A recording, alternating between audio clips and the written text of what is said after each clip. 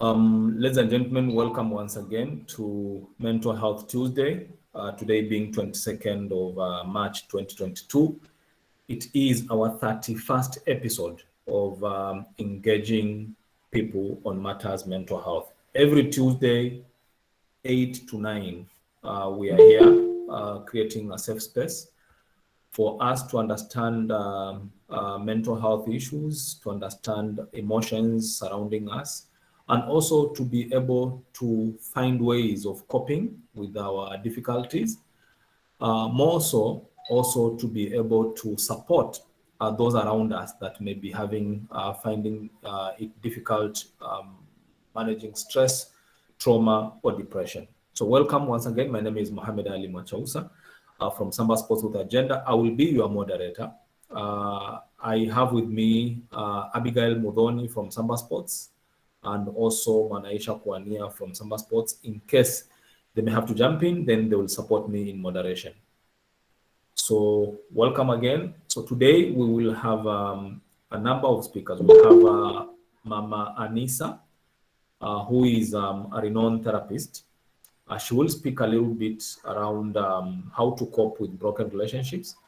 But again, we will also have case studies. We say case studies, people who have risen up from broken relationships, broken families, and they have coped, they've endured the pain, and they bounced back to a greater meaning of living, and they are successful once again. So welcome again, and here we go. Mama Anisa, if you may, we have with us Madam Bahati, who is also going to share. Then we have Ustad Fatma. I don't know whether she has joined with another name. And then we are still waiting for Moses, if he's still going to join. So if you may, Mama Anisa, you may start up for us. Yeah, hello again. Welcome to our usual Tuesdays. And may God help us go through this today and help everybody who thinks or who wishes to get comfort, to get wellness. Let us also be here as providers. My name is Mama Anisa, as you call me. And today I'm so happy that we have a number of people who are going to come on board and maybe listen to our predicaments and maybe also give us a way through. Yeah, they say that brokenness has to be there. We are living in a broken world. We have broken systems all over. We are also broken people, one way or the other. In relationships, we've also been having broken promises, broken dreams, which breaks our hearts. But then what after brokenness? We still have a life to live. It's still us, it's still me. So I need to live my life. You can be broken, but then you have a life to live. So you need to go forward, to move on. Yeah, there's so many assumptions that may come from people who are broken, like us, because I've been broken also. So we have a lot of assumptions ourselves. Sometimes we think that people are looking at us with that eye. We think that everybody knows our story. We think, we also have those assumptions. Apart from people who are looking at us having assumptions, but sometimes you also look at that way. You can also be, when you get into another new relationship and you've been broken before, you might be over expectant from that person you live with. So there's so many things we are going to hear today from our other speakers. We have Bahati. We have Ustadha Amina. We have Sheshi. Sheshi is already here. Mohammed. Moses is here much earlier than the others. So I know that I don't want to take your time. We really need to hear from other people, not Mama Anisa only. So Mohammed, maybe I just want to hand you over for you to maybe to welcome Bahati or Ustadha Amina if she's around before we give the opportunity to Sheshi. Thank you very much, Mama Anisa, for cutting that off. Just to remind ourselves, last week we were looking at little things that break our families, break our relationships, and how can we cope with broken families? How can we cope with broken relationships? And Mama Anisa had a wonderful session with us, very interactive. As usual, these sessions are supposed to be interactive. They're not supposed to be one man presenting. So kindly share with us where you are listening from on the call chat, and then you can give us your opinion. You can give us your questions on the call chat. You may also raise your hand and want to maybe ask the presenter a question or offer your observation and stuff like that. It's for everyone. It's not just for one person. Thank you very much. And I am amazed. I am overwhelmed. I don't know where to start. Maybe we'll start with Madam Bahati. But before that, I can see a hand. Madam Manaulu Zani has her hand up. Maybe she has something to say. Madam Manaulu, do you want to say something?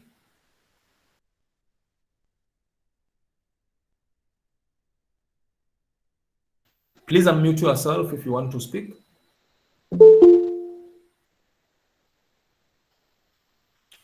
Okay, maybe she'll get an opportunity later. But let me take this opportunity and hand it over to Madam Bahati, maybe for 5 minutes, to let us know how was she able to cope with a broken, painful relationship. Bahati, are you there? Yeah. Yeah, please take the stage in the next 5 minutes, please. Okay. Good evening. My name is Bahati Ramadan, well known as Maisha Trends. Mimi nimeolewa mwaka 2015 nikiwa na umri wa miaka 22. Baada ya kumaliza form 4 na kumaliza college yangu ya kwanza nikiwa nafanya clearing and forwarding. Baada ya ndoa yangu maisha hayakuwa mazuri vile. Changamoto za ndoa zilikuwa nyingi zaidi ya raha. Kwenye ndoa yangu useme niliishi kwa furaha kama muda wa miezi 3 peke yake. Baada ya hapo it's like mwenzangu aligundua kama ameoa mtu wrong na right one yuko. So he wanted a divorce.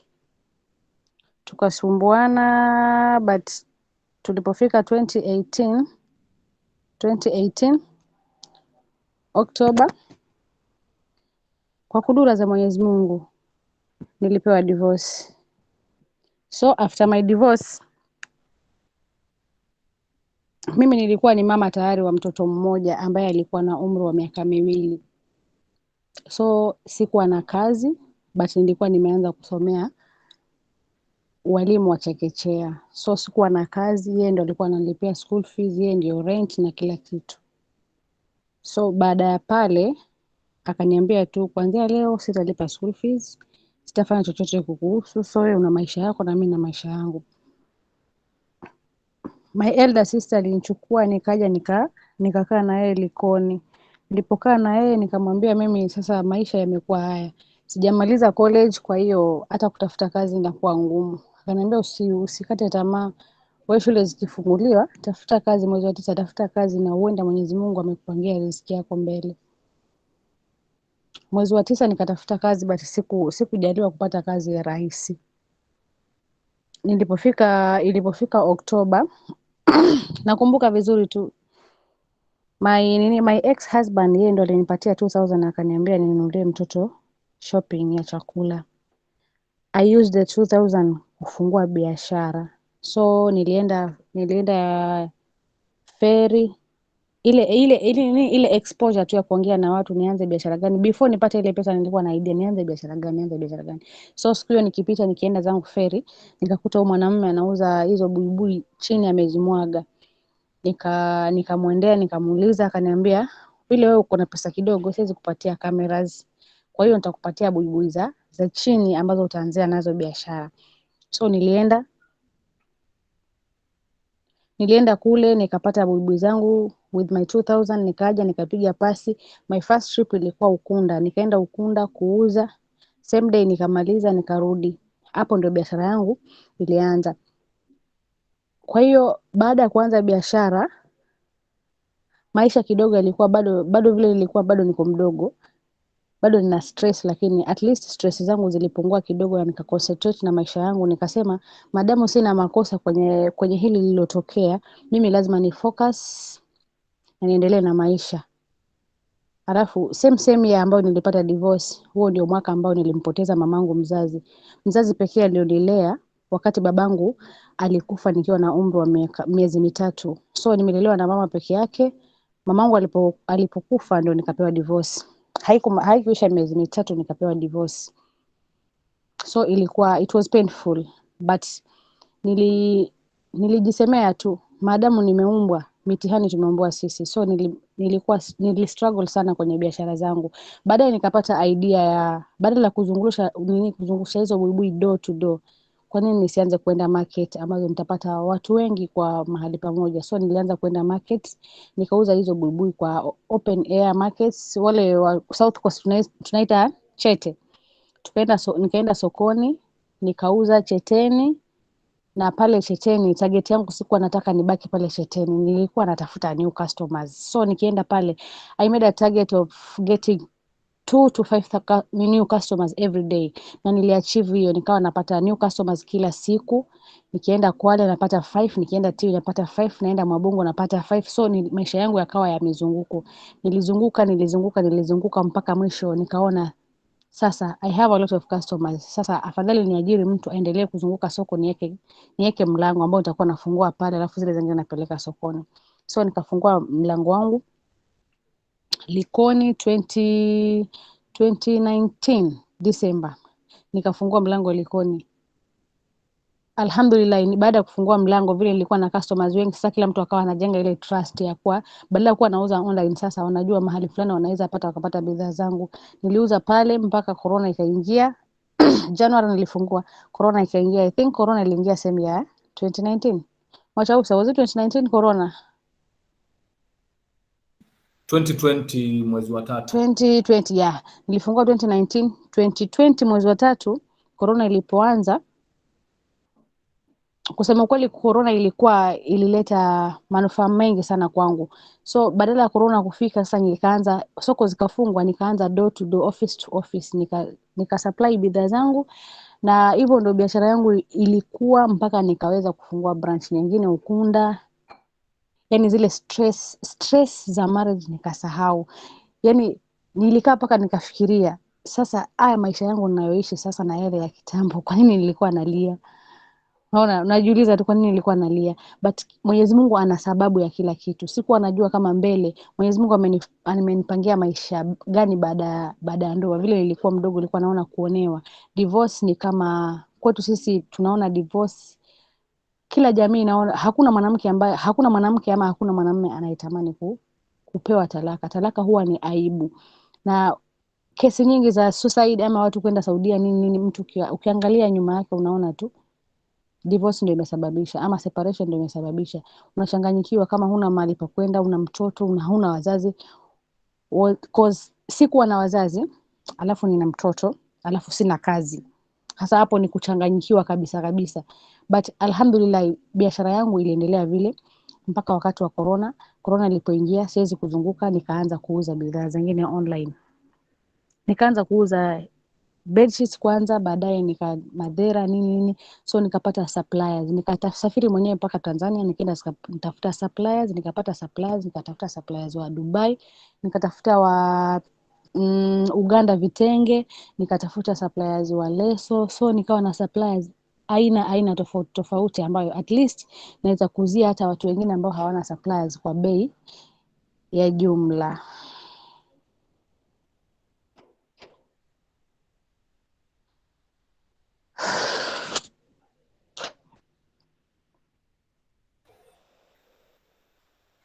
Naam, Madam Bahati, are you there? Yeah, nipo.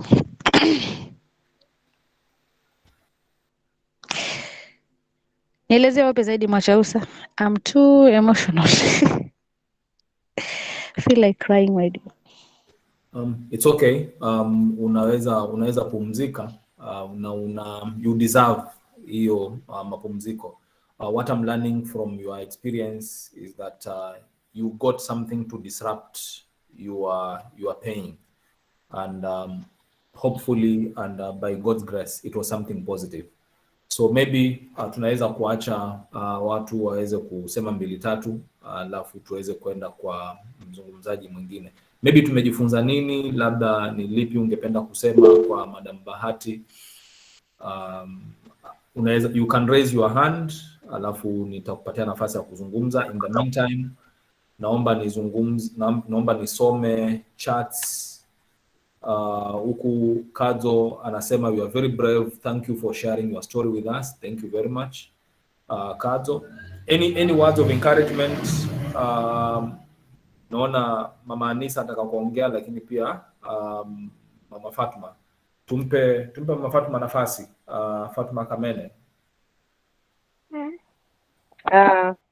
Good evening everyone. Just a word of encouragement to our sister. Luckily she started doing something, and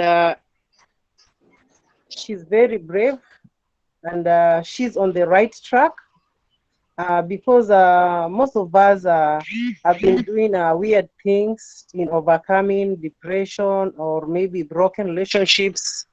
But thanks Allah, Madam Bahati was brave enough to focus on her financial stability, and what I can say is that she's a heroine, and she should be proud of herself. I'm also proud of her.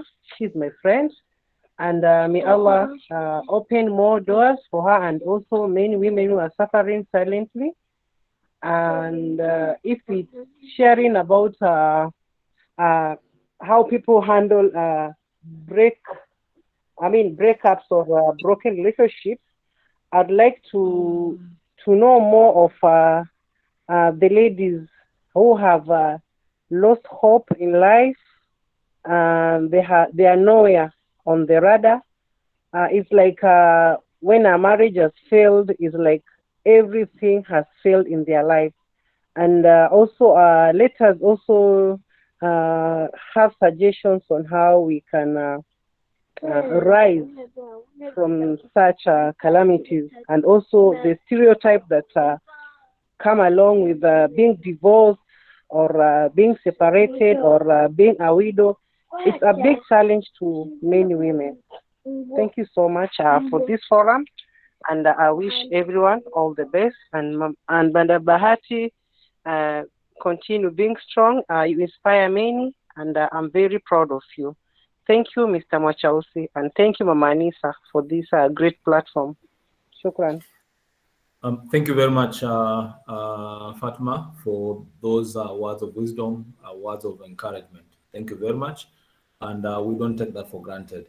Kadzo Jali again says, just know that we are cheering you on in your journey, and you are a shining star to anyone in a similar situation. Thank you very much, Kadzo, for those kind words. Madam Manaulu Zani says, very good, keep moving on. You are right, and God make you grow even better than that. Thank you very much for that prayer. Amen. Amen. Mama Anisa, you wanted to say something before we go to the next speaker?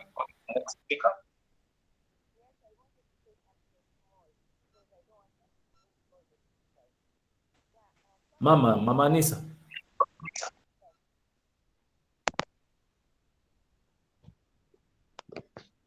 Hello? Yes, Mama, tunakusikia. Yeah.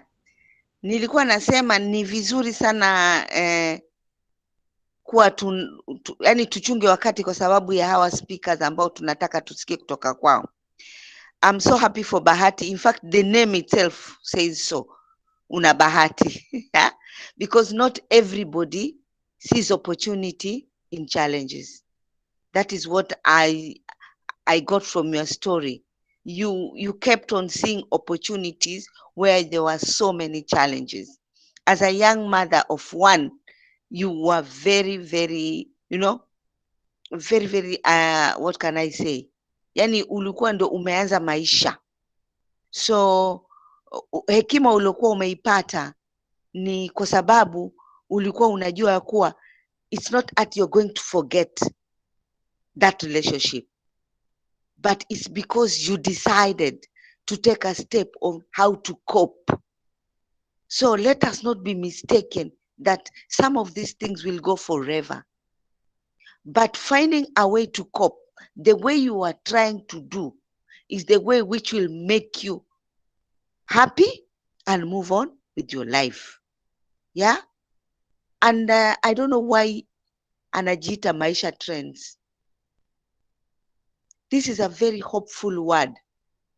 Maisha trends. So no matter what, but maisha itaendelea. Congratulations, my daughter. Thank you so much. Yeah. Thank you so much, Mama Anisa. Let me read 2 more encouraging comments, actually 3, and then we go to the next speaker. Cephas Otieno says, I'm very much encouraged by the steps she made. Being in pain, yet she managed to bounce back quickly. She's such a great one. Thank you very much, Cephas. Binti changu says, kuchangia tu kila jambo lina sababu zake na Allah akujalie wepesi. Amin for that prayer. Abigail Modoni says, I'm glad to know that I'm not alone in this. And for sure, you've really encouraged me, Bahati. Thank you very much. Already we are seeing dividends in some of us.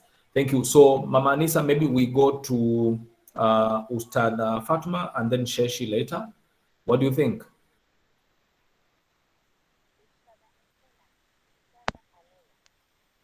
Amina. Ustad Amina. Yes, Ustad Amina. Ustadat Amina. Joined? She hasn't joined yet. Mariam, Aja joined? I saw another name resembling her surname. Mariam Pair is Ben Oko today. Sorry, I'm using Mariam's phone.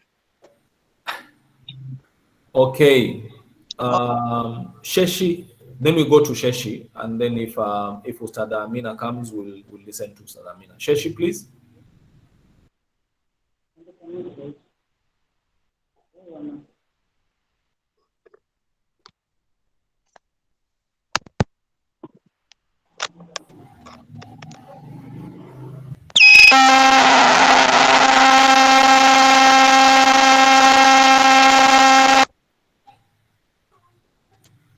Sorry, Moses. You have the platform now. We can listen to you for the next 5 minutes or so. Thank you very much. Good evening. Good evening to you, sir. I hope I'm loud and clear. Very loud, sir. Thank you. Now, I had people introduce and talk in Kiswahili, so allow me to introduce myself in Kiswahili. Indeed, Moses, if I may, I know your English is very good. We have these 2 people who may struggle listening to Kiswahili on this platform. Okay. So I go English. Fine. Yes. I have many names. I wish to introduce myself using all the names. My official ID name is Moses Mpuria, but I don't go by that name. Most people who know me as Twanga Pepeta, and I believe the reason I was invited in this platform is because someone learned about my struggle with mental illness from many articles that I write on social media on my account Twanga Pepeta, in series that are known as Tincture of Madness. The other name that I go by is Sheshim Katoliki, because I worked for Catholic Church for a very long period of time. But the people who are very close to me, my inner circle, call me a good madman.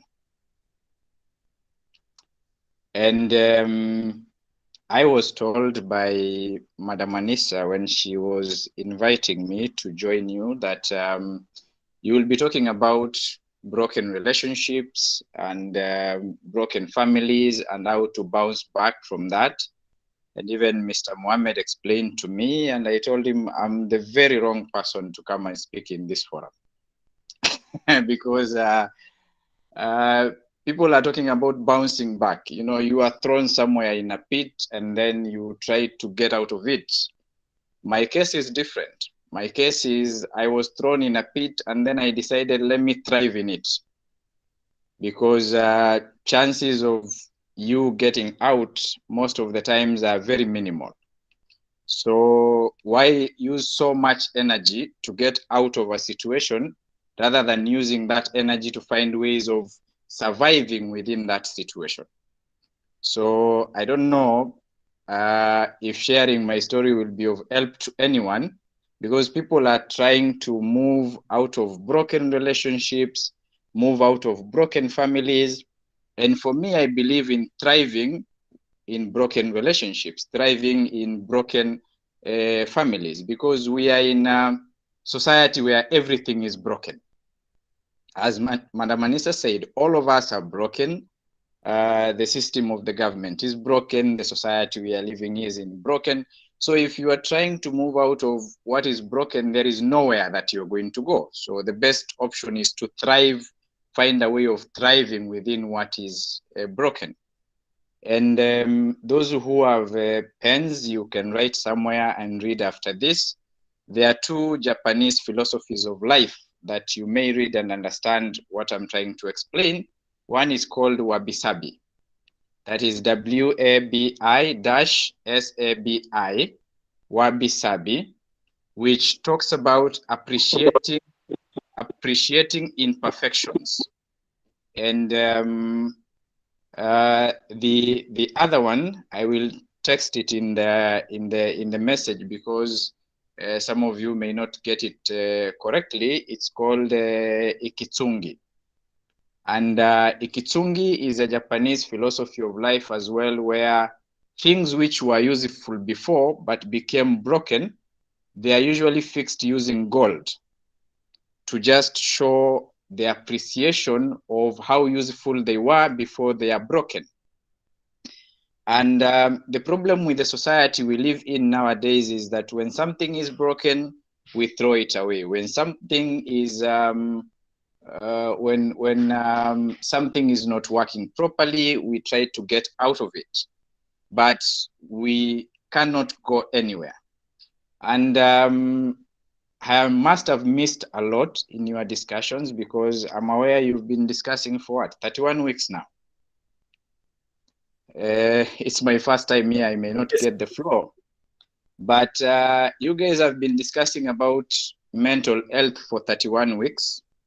I have lived with mental illness for the last 11 years. I was diagnosed with bipolar disorder in August of 2011. Now, diagnosed is a medical term. You all know about diagnosis.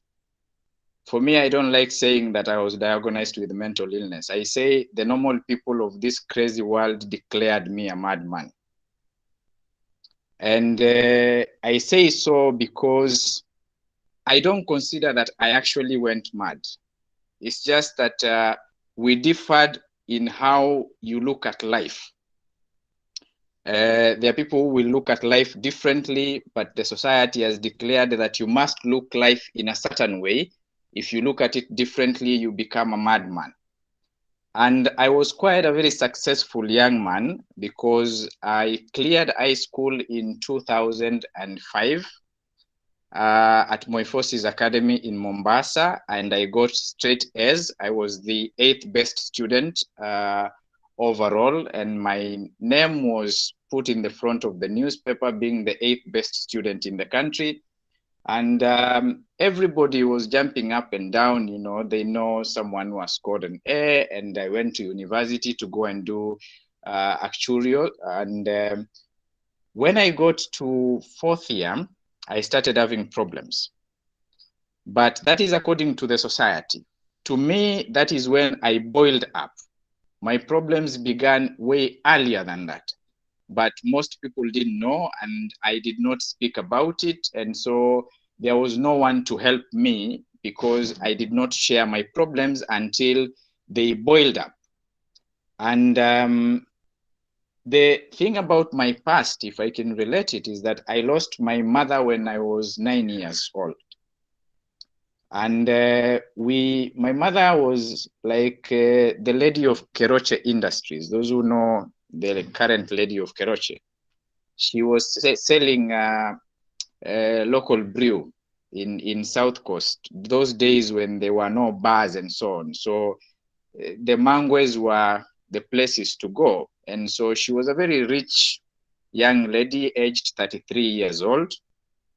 I'd separated with my dad because my dad was mentally sick like myself, and it was very difficult to live together. Not divorced, but separated. They agreed.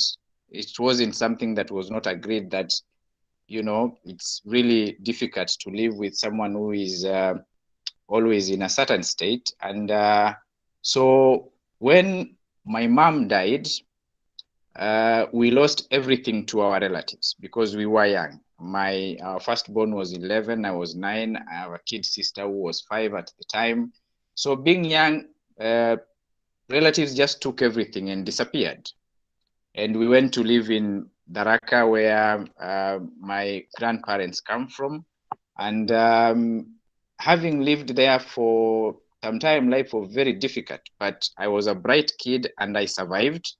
I joined Moiforces Academy in Mombasa, and I've told you my dad was mentally sick, and I used to give him medication. But when I was in 4th year, instead of in Form 4, instead of them bringing my dad to Moiforces to get medication from me, they said it's 2 weeks before he sits for his KCSE exams.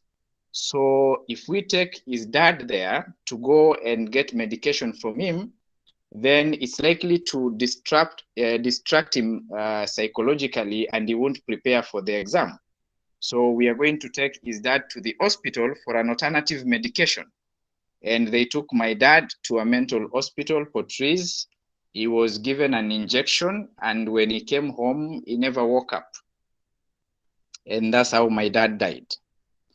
And when I scored straight A's, everybody thought, I mean, this young man must not have been affected by his dad's death, because how can you lose your dad 2 weeks to sitting your KCSE exams and you still end up getting those kinds of grades? And so nobody bothered with counseling me or supporting me during that time. And then I went to university, studied. But then when I got to 4th year, and I knew now I was going to leave university and start life, that's when it started eating me, that really I'm now going to get into the society and deal with people I think are responsible for the death of my dad. People I believe are responsible for taking the wealth of my parents, of my mother. And for that reason, I say the best thing is to seek revenge. The problem is they are family members. Now, how do you take revenge on your family members? It's a lose-lose situation. But also, how do you live with that fact that you had to live this life because your relatives did not take proper care of you when you lost your parents when you were young? And these kind of things, when you're not prepared for, can break you. And they broke me. And people thought I had gone mad because I'm too bright. I've gone mad because some people have bewitched me. So they took me from one witch doctor to another, one witch doctor to another, Kenya, Tanzania, DRC, Congo. After that, they realized it was not working and decided the best thing is we take him to Madare, where normal people declared me mad. I didn't have relatives in Nairobi, so they decided to take me to Portrees in Mombasa, where I stayed for a period of 3 years. And for that reason, I was born 33 years ago, but I'm 36 years old, because I have to add 3 years in my life to catch up with other people who were moving on in life for the 3 years that I was in a mental hospital. And when I got out of mental hospital, went to stay with some relatives in South Coast, it was huyu si ni yule kijana alikuwa pale Moi Forces akapata hizi alama. You can translate for those who do not understand. And is this the young man who was showing so much prospect, now is just walking around like a zombie, mentally sick? And I could not handle the trauma and said, fine, they have said I have bipolar disorder, which is a mental illness that does not have cure. And so I will live like this for the rest of my life. The doctors told me, you have to take medication for the rest of your life. But these medications, 7 tablets a day, make you a zombie. You know, how can you take 7 tablets every day and still be any productive? And I said, fine, God has decided to grant me, to gift me bipolar disorder, which is incurable. So I have 2 choices because it has no cure. Either I choose to die, or I decide to live with it for the rest of my life because it has no cure. And thank God there are people who are mentally ill but suicidal. For me, I am not suicidal. I prefer to live with it for the rest of my life. But I said, why live in a place where everybody knows me and stigmatizes me? I have met so many mad people walking in the streets, and I'm sure you have also met those mad people, but you don't say, that is so and so, because you don't know them.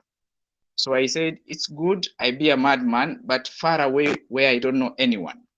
So 2 of my friends decided to contribute 400 shillings to me. They were my childhood friends who were Shamba boys in Ukunda, and I got to ferry. I didn't know where I was going. The first vehicle, a shuttle, was going to Malindi, and they told me 250, 400. So I left for Malindi. I didn't intend to come to Malindi. I just decided, let me go where the money can take me. That's how I ended up here in Malindi in February of 2014. Didn't know anyone here. And so I said, I am a Catholic. I have a rosary on my neck all the time. So why not walk into a church? Mad as I look.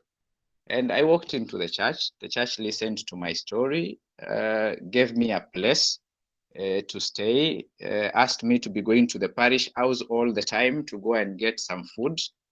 And I realized actually what I was lacking most was love, because these people, when they started showing me love and appreciation and care, things started getting better. And after that is when I started getting much better despite the medication. And they nursed me. I started getting my memory and my sharp brains back. And then one day the parish priest told me, you know, we can't take care of you forever. And I'm not going to be here to take care of you forever. So yes, you've decided to live with this condition, but you have to find ways of fending for yourself. And I told him, fine.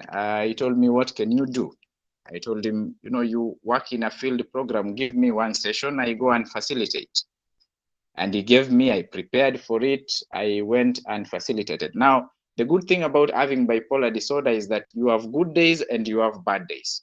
So fortunately, it fell on a good day, and I did it very well. After that, he asked me, you speak like that? I said, yes. And he told me, can I see your papers? He looked at them and said, I think I know why you went mad, because of this kind of scores you have. So what do you want to do with your life now? And I told him, I will think about that after I volunteer in the church for 1 year to serve the church and say, thank you for this love and care. And that is how I ended up in Catholic Diocese of Malindi in 2015 to serve 1 year to say thank you.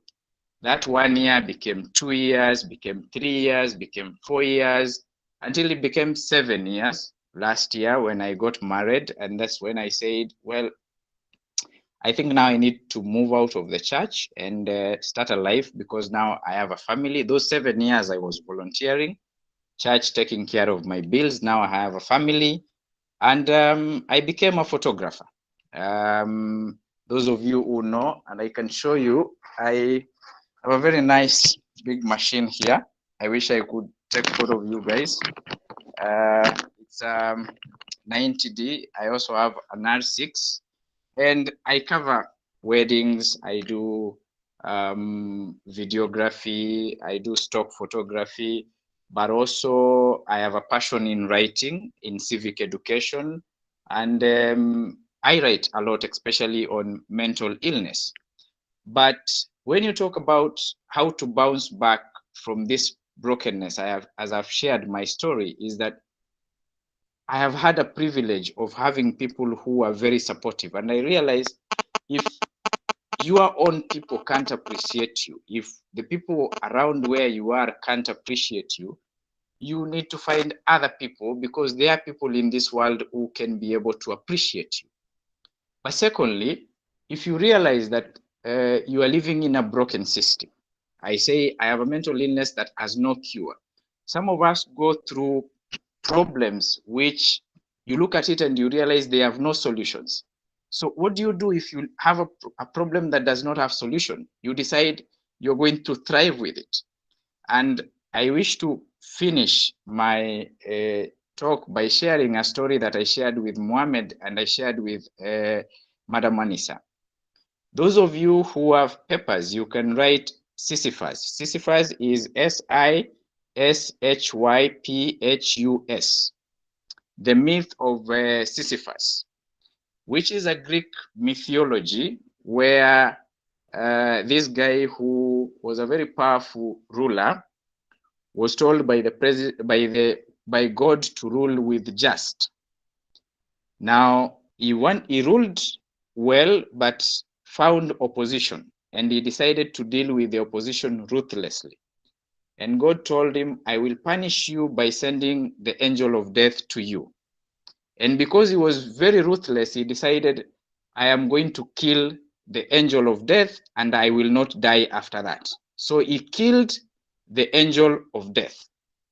And God told him, now that you have decided to kill death so that you don't die, I will give you a punishment. And that punishment that I am going to give you is that you will be lifting a boulder up the mountain. When it gets up the mountain, I roll it down, and then you move it up again, and then move it down. It keeps on moving like that. And God, by small g, not the God we know, the God in that myth of small g, knew that this is the perfect punishment to give this guy, because who wants to live his entire life pushing the stone up, down, going nowhere? And Sisyphus said, God with small g, you are very funny. Because what is going to happen to me if I keep on lifting that boulder up and down, up and down? What is the worst that can happen to me? So he decided, I'm going to be lifting that boulder up and down, up and down, up and down for the rest of my life, and happily so. And what did God do after that? And that is what life deals us. It gives us that stone that we have to lift up and down, up and down, up and down, but we decide to give up because it's a futile exercise. Instead of being like Sisyphus and saying, if you are condemned into that, then you have to live with that and live with it proudly. And to those of you who may be suffering from broken system, may be suffering from broken families and relationship and would like to heal, I would refer you to my story. It's a very lengthy story. I cannot explain it here. And that is, I write it in series that I call Tincture of Madness in my page Twanga Pepeta. Those who will send me friend request to Twanga Pepeta, unfortunately, I cannot accept you because I already have 5,000 followers. But you can have my number and I can be giving you a tincture. You read it, and once you are done with it, you can ask for the next one. I can give it to you. People have asked me to publish it in a book. I have said no, because my work is a developing story. And Mohammed, I promised you I will call you in the morning. And I didn't call and you didn't ask me why, because I had a very heavy meltdown in the morning.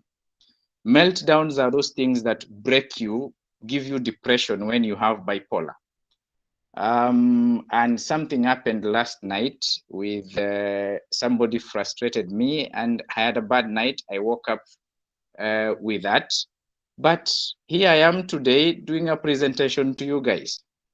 And you can see me like this, and people see me like this. If I remove my cape, you'll realize I actually have a very balding afro. And people ask me, Moses, right now you look like you're very well off. You're married to a very beautiful lady. You have some very beautiful daughters. You yourself, you have a very successful photography, videography business. Why do you look like this? How are your clients going to take you when you look like a madman?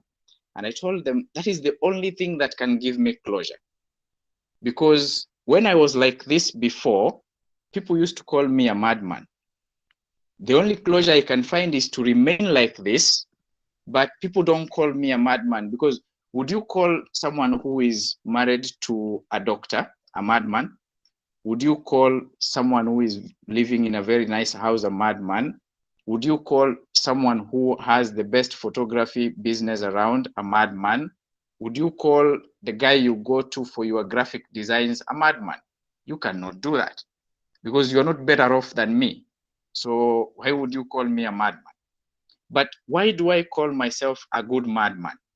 Because I decided there are people who suffer in this life who need help, and I try to help them.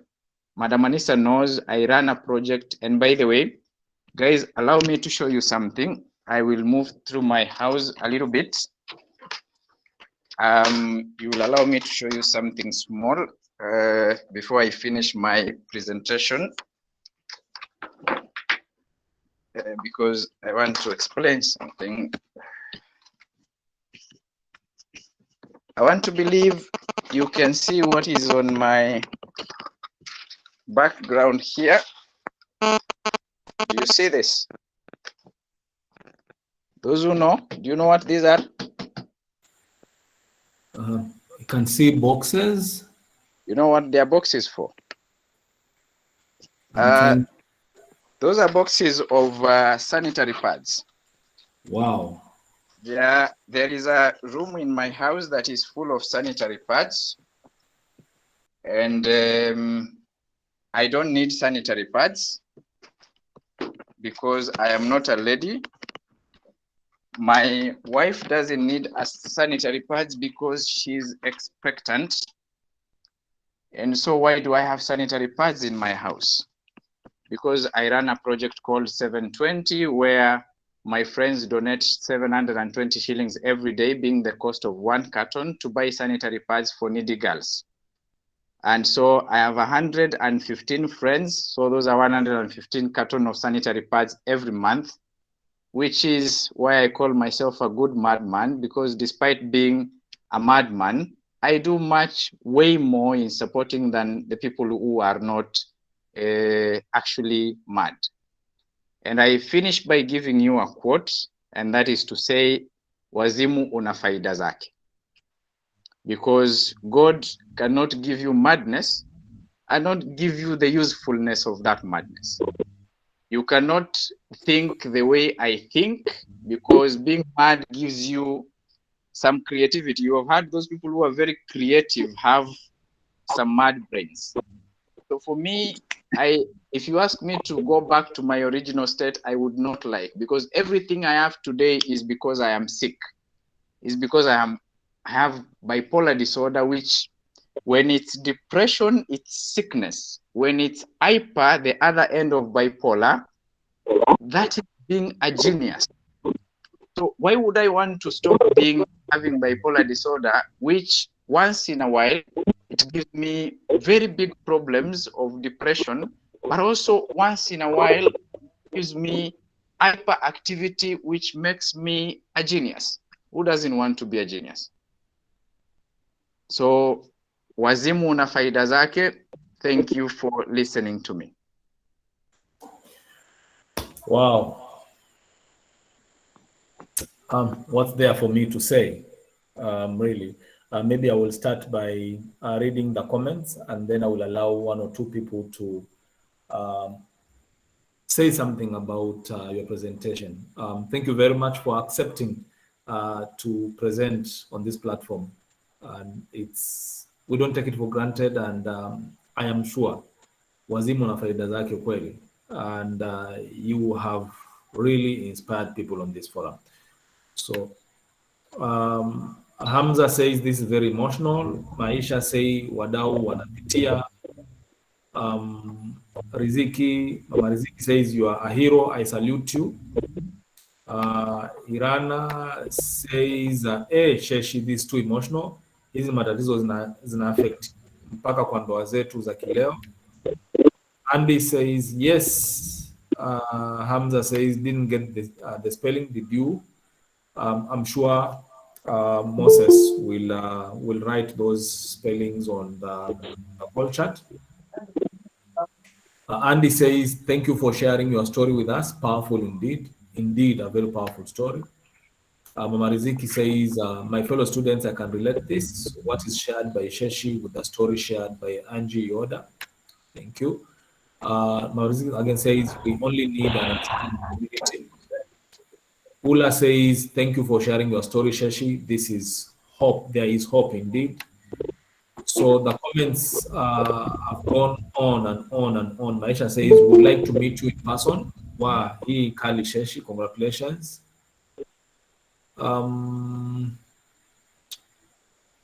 Ben Oko says, wow, kweli wazimu na faida zake, kweli inspiring. Anna says, thank you Sheshi, and indeed the world of sane people, you are 1 in a million, hata wenye akili hawaja kufikia.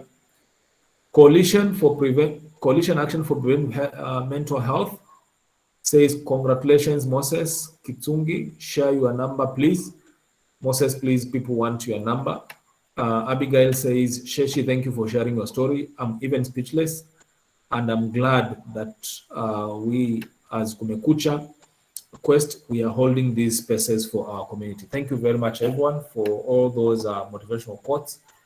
Thank you so much, Sheshi. Anybody? I can see Manaisha, Lawrence. I'll give you 1 minute, because we are off the time already. Hamza also wants to say something. So we'll start with Manaisha, and then Lawrence, and then Nuri, and then Hamza, and then Binti.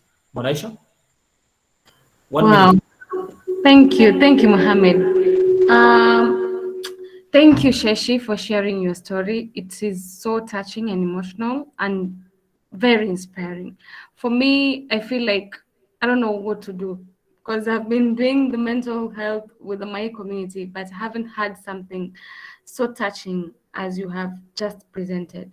I just wish if I could have you on Thursday. I don't know what I'm going to do, but I'll talk to Mohammed. If we can have you on Thursday, we are holding an activity with youth. I think they really, really, really need to hear your story, because so many youth, they think they're dead in their life. They think they cannot do anything in their lives, but you are the real inspiration to them. I cannot tell them anything, but you have all the things that you need to tell them. So thank you so much. Indeed, the madman is very expensive, so I'll try my best, see if I can bring him here.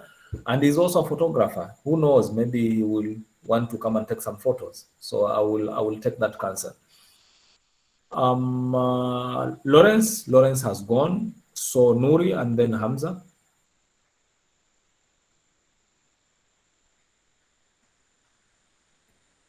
Nuri, are you there? Nuri is gone. Hamza? Yes, I'm here. Okay, please. Can I be heard? Yes, please. All right. First of all, I want to thank everyone, especially the presenters, and also Shishi for that inspiring story. For most of us who are young and also yet to see a lot in the world and even experience more, this gives us the opportunity to a little bit say that we can develop some sense of resilience so that we know that the world is not unfair. And as Moses puts it, and also Manisa puts it, the world is broken, and sometimes we can't fix what is broken. But again, how do we use that is broken to our usefulness? And I think Shashi is a whole good example of that conversation. And I think this recording should go far and reach too many people. And Mohammed, you and I think all this to everyone in this world. So we'll make sure that a lot of people get this conversation and just learn and be prepared for what life has to give. Thank you. Thank you very much, Nuri. I have been managing a client this week, and the client has gone through so much. And I am so positive if that client were to hear excerpts from Moses, it would really benefit that client. So maybe that's conversation that we'll have behind the camera. Thank you very much, Nuri. Hamza? Thank you, Mohammed. First and foremost, sorry for joining late. I arrived home very late. That's why I joined the meeting late. And also, of course, you cannot appreciate Sheshi enough. That was a very unique story. I think many of us are hearing such a story for the first time. And thanks a lot, the good madman, for that story. And something related to that, in the morning, as I was leaving home, there's a guy in Kwale who is somehow running mad. And so when I was leaving home, I talked to the person whom I was working with, and I told him, huyu kijana anakuwa mwendo wazimu, seriously. Akanambia, no, this guy was very bright in school, very, very bright. And now in the evening, I'm hearing this story. And I'm like, what is God telling me? In the morning, we talked about that guy. And now I'm hearing about another guy, almost same story. And Mohammed, this makes me think that there is need for us maybe to have a follow-up on our brothers and sisters in our communities. Like the story we were talking about, the lady from Ukunda. I think there's a time we talked about a lady from Ukunda that you're trying to help. So I feel we should have maybe a complete project on studying the guys that we have within us that have such conditions, and maybe we can rescue some of them. But personally, I think I should start with this guy in my village. I'll just start approaching, maybe start talking to him, maybe, and also consulting you and guys like Moses, and maybe nobody knows, maybe you can rescue that guy. Thanks a lot. Thank you very much, Brother Hamza. Everybody, on Thursday, we are having what we call Chachawiza, and it's a conference on mental health matters for young people between ages of 18 and 24. Mama Anissa, if you can find time, if you can find time and you can inspire these people, we welcome you. It will be in Kombani from 9 to around 2 p.m. All right? Mama Anissa, please close it for us. I know that time is not on our side, but remember we had Ustada Amina, so maybe we give her like 2 minutes, 3 minutes, please. She's arrived? She's the Fahim. Mashallah. Ustada. Sorry, kindly, ladies and gentlemen, let's give another 5 minutes of our time to listen to Ustada Amina, all the way from Chumani. Ustada, assalamu alaikum. Please take your stage. Assalamu alaikum.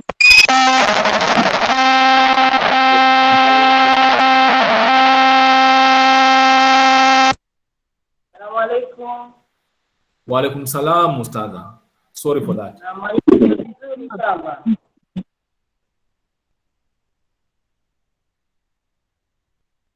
Naam, tukusikia ustadha. Nafurahi hiki kipindi ni kizuri, kimetupa hamasa sisi waathirika zaidi. Kama leo nimesikia story za wenzangu, kuna baadhi ya vitu kidogo nimeweza kusidika zaidi. Mimi ningependa kuanza story yangu, kwa sasa kama muda ni kidogo, ningeomba nieleze kwa ufupi kidogo ili kuona wenzetu waweze kuelewa zaidi. Mimi ni katika ndoa mwaka wa 1991 na nikabarikiwa na watoto 8 mashallah, nikachika 2012. Hapo ndio nilianza maisha magumu na ya uchungu zaidi, na ni kitu ambacho kila ukifikiria kinakupa maumivu zaidi. Lakini upande wangu mimi, katika kuweza kusimama na mitihani hii, nilikuwa na jambo ambalo lazima zile hasira zangu ama chuki zangu ama kisasi changu nifike kwenye mahali. Kwa hivyo nikawa mimi kisasi changu kila nikishauriwa na kupewa nasaha ilikuwa kusifanikiwa kwa muda mrefu. Baada ya mwaka 2014 ndio nilikutana na Mama Anisa na nikamweleza zile shida zangu. Nikamwambia mimi nataka mahali nitoe chuki ama nitoe zile hasira zangu, lakini naona mimi hasira zangu ziko kwenye kusoma, nataka kusoma tu. Na hapo ndipo nilianza kukutana na shirika linaloitwa na Tincture of Madness, na nikaanza kusoma. Mimi sikubarikiwa kusoma shule, nilisoma madrasa tu. Kizungu na kusikia tu magazetini na kusikia televisheni peke yake, lakini Tincture of Madness wakanichukua kuanzia 2015 na 2016 nikasoma adult education, na hiyo miaka miwili nikaweza kufanya mtihani wangu wa darasa la 8 na nikapita vizuri. Na hapo ndipo nilipoanza kuona mafanikio ya maisha ama maisha yaliweza kuendelea, na ndipo nilipoweza kukutana na watu mbalimbali na kujitia katika mikutano mbalimbali, mashirika mbalimbali, na nimeweza kuanzisha madrasa mbalimbali, mafunzo mbalimbali kupitia kile kisomo kidogo nilichopata, ambapo sasa naendelea kusoma kwa online. Natarajia inshallah mwakani niweze kufanya mtihani wangu wa form 4 inshallah. Kwa hivyo hii ni kitu baada ya kupata elimu kutoka kwa watu wa kutoa nasaha kama kina Mama Anisa, na hivi sasa nimeweza kuandikwa katika kaunti ya Kilifi, ambapo niko kwenye bodi pia ya hospitali. Nina biashara zangu, nina mambo ya kupika ya nyumbani kama order za sambusa, kababu, mambo ya harusini. Mtu ana wageni wake anaitanisa, na mambo ya kisasa, yani naweza kutumia maoven, si kama zamani kutumia makaa. Kwa vile kwa kusoma naweza kutumia mashine yoyote, lakini haikuwa rahisi. Baada ya kuachika ilikuwa kwa mambo ya chuki, kisasi. Nikatoka nikaenda Arabuni, nikafanya kazi kwa miaka miwili, na 2014 nikapoteza mtoto mmoja ambaye sasa ni miaka 8 kwa kule kufarikana na wazazi. Yule mtoto alitoka katika familia ambayo mpaka sasa miaka 8 sasa hatujui kwa hatujui yuko hai, hatujui amekufa. Sasa hivi ni vitu kikao kikutana na wale watoto huwa inakupa kidogo huzuni, kwa sababu unajua watoto wako ni 8, sasa unawakuta wako 7. Ni kitu bado hatujaweza kukitoa, kwa sababu ni kitu saa zote unawaona wale watoto. Na katika kuachana ilikuwa mtihani mkubwa, kwa sababu nilipokonywa watoto, nikatolewa nyumba, nikawa sina mahali pa kuelekea. Kirudi kwa family, wazazi ni hawa wakutenga, hawakuchukulii kama mtu wa nyumbani, wajiona uko peke yako. Basi ikawa ni mateso tu, kienda katika mujtama wa watu, kila mtu wa kuangalia kama mhalifu ama mwenye laana fulani vile. Unapata ile kitengo na jinsi nyonge. Lakini kwa hivi sasa ni mimi naweza kunasihi wenzangu, nikimwona mtu ana tatizo kama hilo, nimeweza kufanya mafunzo mengi ya kunasihi watu kabla ya lile jambo halijatokea. Nikikuta tu watu karibu zile ndoa zao wanataka kufarikana, na ingia katikati na jaribu kutoa mifano, kama mimi mwenyewe najitoa sana mfano, kwa sababu naangalia mimi sasa nina watoto, lakini ni kama sasa alikuwa siruhusipo, na nimeanza kuona watoto mwaka jana 2021 ndio nimeanza kuruhusiwa kuwaona na wao kuja kunitembelea pia, ambapo hiyo 2012 mpaka hii 2021 ndio nimeanza kuweza kutangamana nao na kuwaona kwa uhuru. Lakini na yule mtalaka tumeondosha zile tofauti zetu. Inayotukutanisha sisi ni watoto wetu. Kama kuna harusi, tunakataka tushaozesha watoto watatu, tumekaa pamoja, tumepanga harusi, amekuwa mshauri wangu. Yeye kama ana jambo la mtatiza kuhusu watoto, ananiuliza, tashauriana. Ikifika mambo ya visiting ya watoto shule, maanake waishi mbali na wale watoto, ananipa ruhusa ya kwenda kuwaona shule, kuwatembelea. Ikifungwa shule ananiruhusu kwenda kuwachukua. Kwa hivyo ile baada ya kuongeleshwa na kuoneshwa na kuzungumzishwa, imeondoka ile chuki, na yani tumekuwa marafiki. Yeye huwa ameoa sasa na mke wake, na wanaweza kuja kwangu wakashinda, wakalala, na wakaja na watoto, tukashirikiana, ile chuki zikaondoka. Kwa hivyo mimi naona nimepiga hatua kubwa, na nimeweza kupiga hatua kwa wenzangu, kuwanasihi nikiwa katika madarasa, kuwaeleza dhiki ya watu kuachana na muhimu ya watu kuweza kusuluhisha zile tofauti zao na kuweza kuishi pamoja kuliko kutoka zile talaka, kuachana.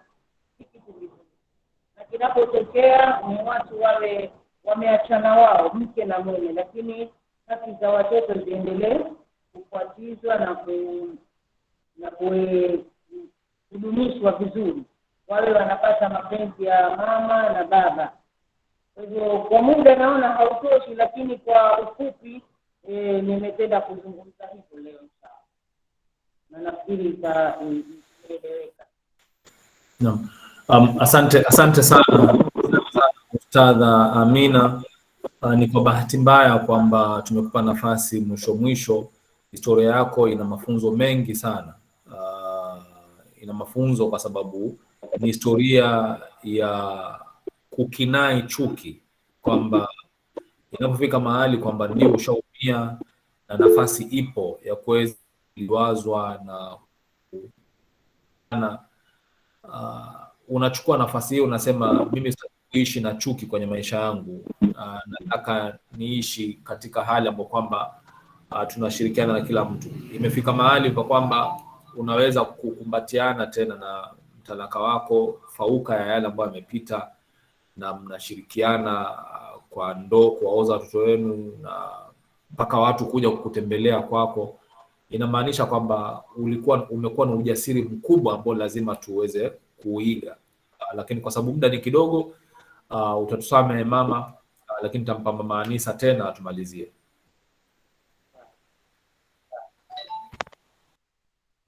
Sana Ustadha Amina kwa yale ambayo umetuambia, na fikiri tumefaidika sote kwa hicho kidogo ambacho umetuambia.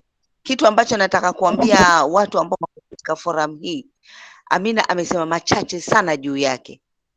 Imagine mtu ambaye hakusoma shule aweze kwenda kufanya mtihani wa standard 8 apite, alafu ajisumbue tena. Saa hii ata sit for her exams very soon mwakani. Si rahisi mtu ambaye hakuingia darasa la kawaida, na hizo results anazotoa mashallah ni nzuri. Sisi tunajinaki kwake yeye. Kitu ambayo kimekuwa so outstanding Mohamed kwa Ustadha Amina ni kuwa yeye sasa ana translate. If you want English to Arabic anakufanyia translation bila matata. Allahu Akbar. Hii ni kitu kubwa sana ambao sisi kama wanawake hata kama tumekuwa broken, we take it forward and we move on. Shesha ametuambia we need to take the gold and amend the broken parts. Asante. Wow, amazing, amazing. All the three speakers leo ambao wamepeana ushuhuda wao wameonyesha kitu ambacho kwamba wamekifanya ili kuziba ufa wa matatizo yao ama ile pain yao. Madam Bahati ametumia biashara, Sheshi ametumia ukarimu, na Mama Amina akajibwaga kwenye kusoma, ikawa ndio njia ya kuweza kujiondoa katika zile hasira. Thank you very much everyone. We love you. Your stories have been very inspirational. You have really changed lives, I'm sure. And for those who are going to listen to this recorded version, they are also going to be changed. Thank you very much. God bless you. We don't take all that for granted. And God willing, we'll invite you more to inspire a lot more people. Thank you very much, and God bless you.